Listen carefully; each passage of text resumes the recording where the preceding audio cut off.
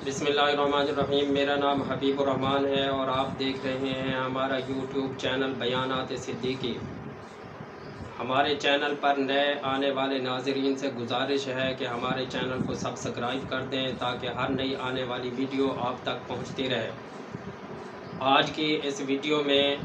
मैं इंशाअल्लाह इस बात की ताबीर बताऊंगा कि कुरान करीम को ख्वाब में देखने की क्या ताबीर होती है।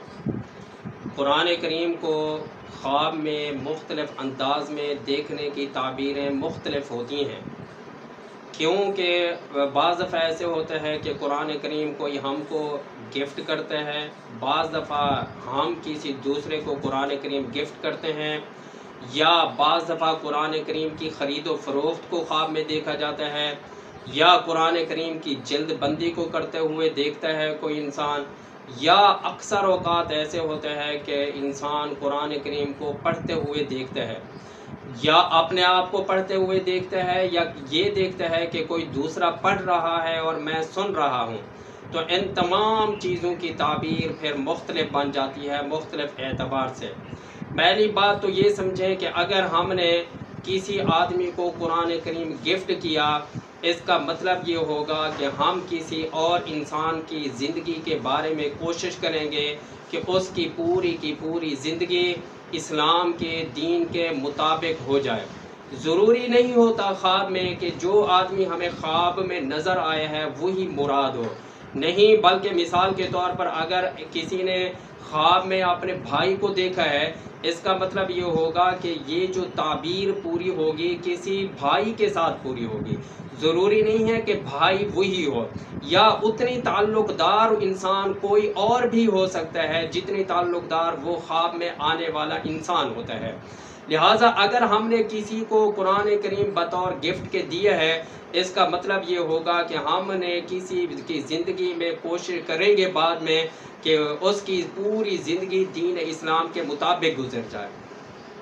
और अगर इसका उलट हुआ, किसी ने हमें कुरान करीम गिफ्ट किया, बतौर गिफ्ट के हमें दिया,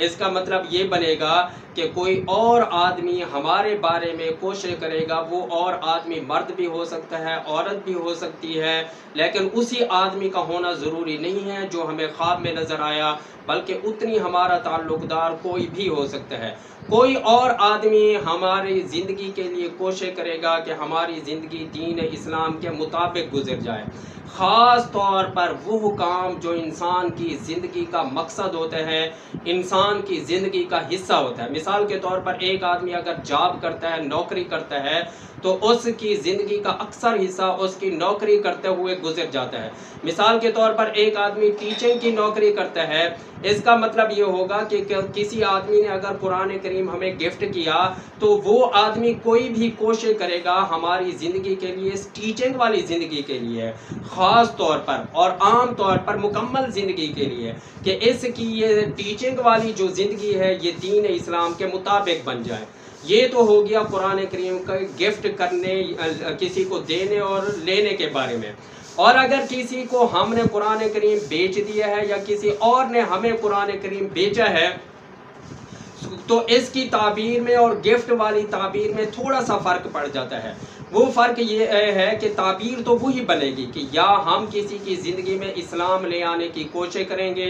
दीन ले आने की कोशिश करेंगे, या दूसरा हमारी ज़िंदगी में दीन को पैदा करने की कोशिश करेगा, लेकिन साथ साथ ये होगा कि उसे कोई और मफाद भी हासिल होगा। अगर हम किसी के पास कुरान करीम बेच रहे हैं, इसका मतलब ये होगा कि हम किसी की और की ज़िंदगी में दीन लाने की कोशिश करेंगे, लेकिन कोई ना कोई और फ़ायदा भी हमें हासिल होगा। वो माल और दौलत का फ़ायदा भी हो सकता है, ताल्लुक़दारी का फ़ायदा भी हो सकता है, किसी तरह का कोई भी फ़ायदा हासिल हो सकता है। ऐसे ही अगर किसी से हमने कुरान करीम ख़रीदा, तो उसके अंदर भी यही चीज़ आ जाएगी कि कोई और आदमी हमारी ज़िंदगी में दीन लाने की कोशिश करेगा, लेकिन साथ साथ उसे कुछ न कुछ और मुनाफा और फ़ायदा भी होगा। लेकिन यहाँ एक और बात भी जहन में रखें कि जो आदमी हमारे पास कुरान करीम बेच रहा है या हमसे ख़रीद रहा है, तो दोनों सूरतों में जो फ़वाइद हासिल होंगे वो कोई नाजायज़ नहीं होंगे, वो फ़वाइद जायज़ होंगे,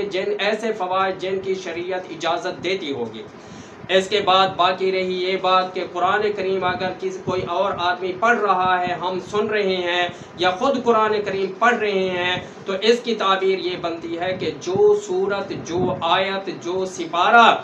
जो रुकू आप खुद पढ़ रहे हैं या किसी और से सुन रहे हैं, उस सूरत के मुताबिक, उस आयत के मुताबिक फिर इसकी ताबीर मुख्तलिफ बन जाती है। 6236 आयत हैं। अगर कोई आयत आपने पढ़ी है या सुनी है तो हर एक आयत की अलग ताबीर होगी और ख़ास तौर पर उसके तर्जमे के मुताबिक होगी। मैं तो आपको ये तरीका बताऊंगा कि ख्वाब के अंदर अगर आपने कोई आयत सुनी है या पढ़ी है, इसी तरह कोई सूरत पढ़ी है या सूरत